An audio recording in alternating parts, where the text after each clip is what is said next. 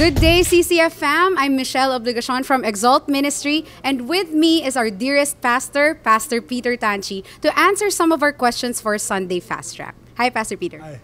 All right. So, for our first question, how can we trust God's sovereignty in the midst of overwhelming adversity? Is it possible to truly be grateful to God when we are at a loss?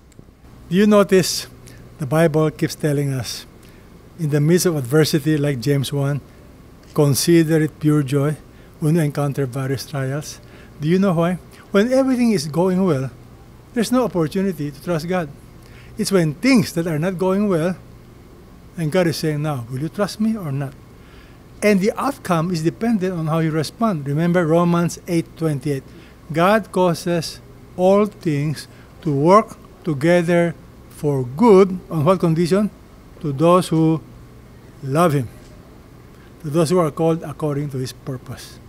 So in the midst of adversity, you need to make this your anchor, that God loves you. He's allowing bad things to happen. Why? He has a better plan. Amen. That's a deliberate choice on our part to really trust God. The second question is, though we may not understand it, God's ways are always good, always higher than our ways. But how can we accept God's will without questioning His ways? Do you know, I always tell people, it is not enough to do God's will. You have to do God's will, God's way, God's timing, to have His best. Example, God's will.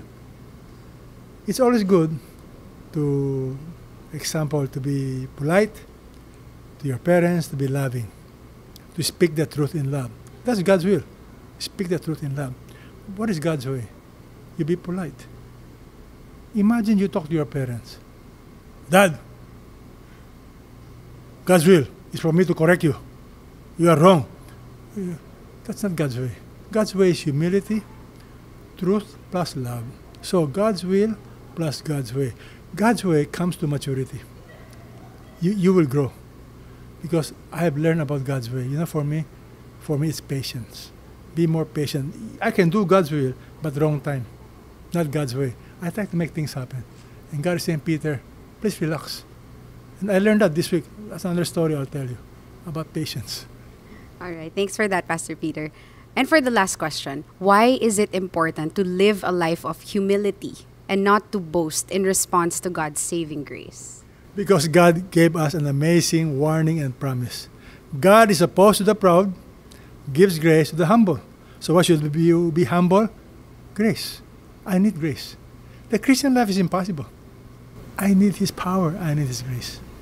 But He made a promise. I will oppose the proud. So I don't want to be proud. And sometimes you only learn humility when you are encountered opportunities to show humility. If not, you will be humiliated.